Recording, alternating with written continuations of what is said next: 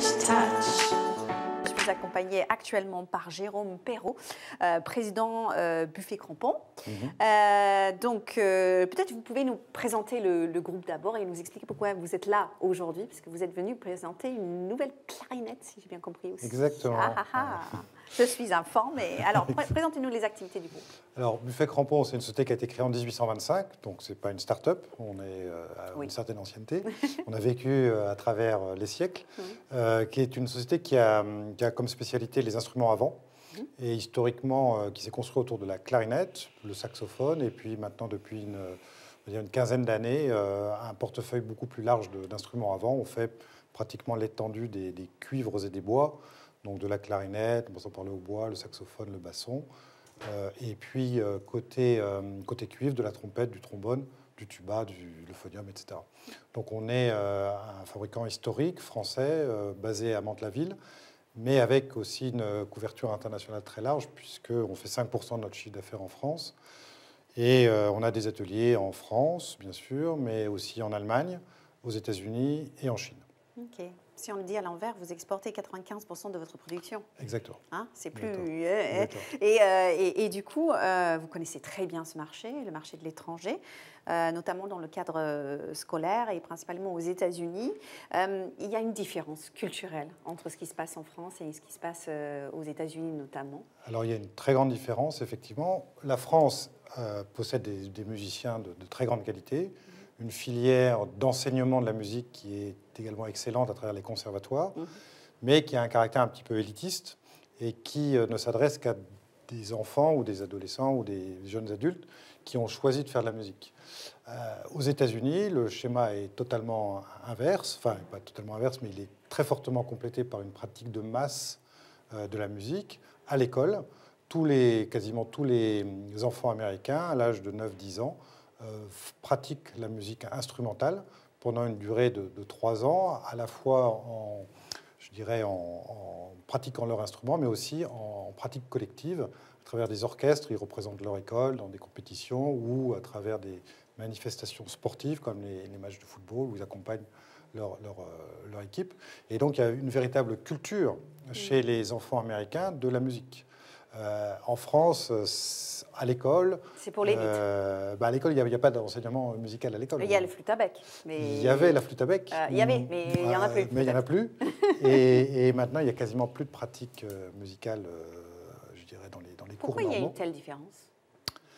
Alors, bon, j'étais à une table ronde récemment où Hugo Frey, c'était à Musicora, où il a mis une hypothèse sur la table que je trouve intéressante. Je ne suis pas sûr qu'elle résume la situation, mais il remonte à 1905 en mettant en avant la loi de la séparation de l'Église et de l'État, puisqu'il est vrai que jusqu'à cette époque, la musique était très fortement pratiquée dans les églises. Oui. On avait autour de 95 000 églises en France, où tous les dimanches, ou peut-être davantage, les gens jouaient de la musique. Donc, ce qui entraînait de l'apprentissage, de la pratique pour pouvoir jouer de la musique le dimanche. Et donc, comme l'État s'est désengagé, progressivement les pratiques de messe, etc., se sont un peu estompées également, et progressivement, la musique a disparu de la pratique quotidienne. Voilà, c'est peut-être une des explications. L'autre explication, c'est que sans doute aux États-Unis, ils ont un système qui est extrêmement, je dirais, incitatif pour développer la musique. Alors, entre les États-Unis... Oui, allez-y. Non, entre les États-Unis et la France, il y a des tas de pays qui sont intermédiaires. Le Japon, la Corée, en Angleterre, en Allemagne, en Europe du Nord. Tous les pays ont un système qui intègre la musique, la pratique instrumentale à l'école. En France, on est pratiquement le seul à ne pas l'avoir. Et donc, on a quand même un déficit assez fort avec les autres pays. Qu'est-ce que ça apporte en termes de développement personnel, le fait d'apprendre à jouer un instrument à l'école? Alors là, il y a beaucoup d'études qui ont été publiées, qui sont absolument... Maintenant, c'est quelque chose d'absolument, je dirais, consensuel sur le sujet. Le développement cognitif des enfants, l'intensité qui est développée à travers la musique fait que les enfants ont des meilleurs résultats scolaires et des meilleurs résultats de développement cognitif. Ça, c'est démontré de manière claire. Mais au-delà de ça, la musique développe également la sociabilité des enfants, puisque jouer à l'orchestre, c'est jouer ensemble avec d'autres enfants dans le même rythme.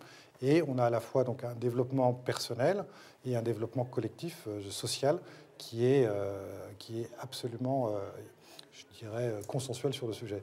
Comment on peut faire avancer les choses en France à ce niveau-là, du coup? Parce il y a des initiatives. Il y a des initiatives. Il y a par exemple une association qui s'appelle Orchestre à l'école, qui essaye de promouvoir un certain nombre de projets. Il y a 1500 orchestres à l'école qui existent aujourd'hui à travers cette initiative.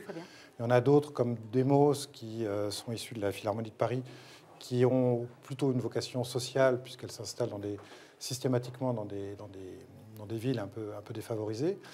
Donc il y a des initiatives, mais on est très loin du compte. On est très loin du compte. Et je pense qu'il faudrait réfléchir à la question et essayer d'investir un peu le sujet de manière un peu structurée pour avoir un élan véritablement vers la musique. On est aussi ici ensemble pendant 2 jours pour réfléchir à l'avenir de nos industries.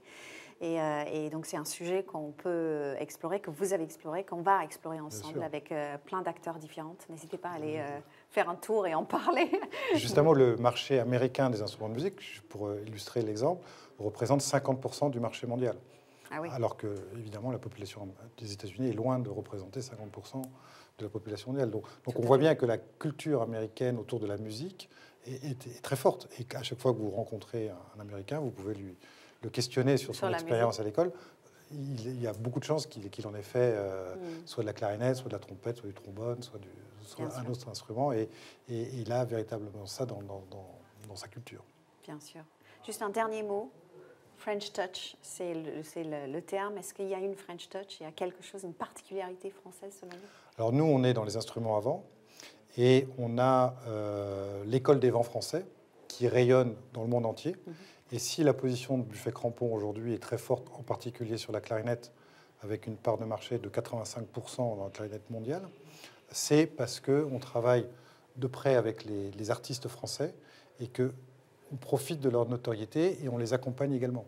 Donc on a véritablement des synergies de développement internationaux entre les artistes et nos instruments qui sont absolument complémentaires et qui portent le succès de la France à l'étranger. Fantastique. Merci d'avoir été de passage sur ce plateau aujourd'hui. C'était un vrai plaisir de vous avoir avec nous. Je sais qu'il y a plein de choses à voir, plein de gens à rencontrer. Et donc, je vous laisse aller faire un tour et vous imprégner de ce festival qui grouille et qui bouge beaucoup. Merci beaucoup. Merci à vous.